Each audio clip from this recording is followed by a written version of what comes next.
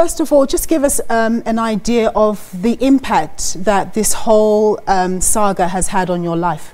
Before I do that, I just want to once again thank Bongani Siqoko. Unfortunately, it didn't happen under his watch, but he's taking the flak for the editor at the time, who was Roy Hartley. It's had a huge impact on my life. I had 35 years in the police at the time, and for the last 6 years of my career as a policeman, I had to endure these false allegations. I was criminally charged. I was arrested on 2 occasions. I was suspended twice. I've taken the state to court 7 times, winning on each occasion with cost. Unfortunately, the taxpayer has to foot the bill. So in terms of those criminal allegations that were made against you and you being found guilty and all that, is that now going to be wiped away? No, it's not. We're not out of the woods yet.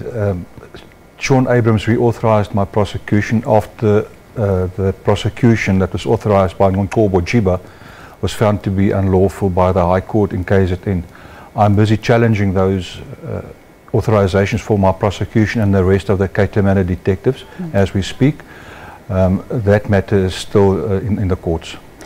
In terms of civil action, are you going to sue the hell out of somebody? Look, when I spoke to Bongani, I've given him certain undertakings, but I will most definitely discuss the matter with my legal team to see if I cannot take civil action against those journalists in their personal capacity. So you have said that obviously people were given tip-offs, information in order to advance a certain agenda. Are you at liberty to tell us who you think might have been responsible for that? I actually wrote a book about it, as you're aware. It was clear from day one when the so-called expose was published on the 11th of December 2011 that there were sinister forces behind the whole saga. It was evident, subsequently became evident, that the crime intelligence services within SABC, whom themselves were under investigation for looting the slush fund, people that had links with politicians like Mr. Thoshan Panday and a few other people, shared a common goal, and that's to neutralize my investigations. There were other investigations as well that we were busy with at the time.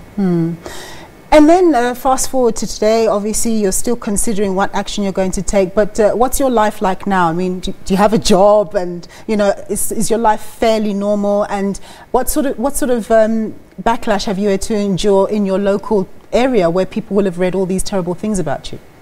Well, to start off with, I'm a church person. At one stage I conducted my church's choir. I'm in the Old Apostolic Church, and it was really difficult having to know that you're the choir conductor, and then the people that you stand in front, they talk about these things.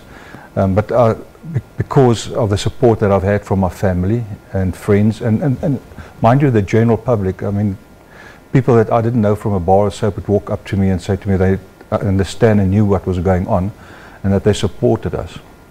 That's perfect. We're going to leave it there. I'm sure we could talk longer about your situation. Thank you so much, Mr. Booysen, for your time. That was Johan Booysen speaking to us about those allegations around the Cato Manor deaths or murders that never really took place. We're going to go for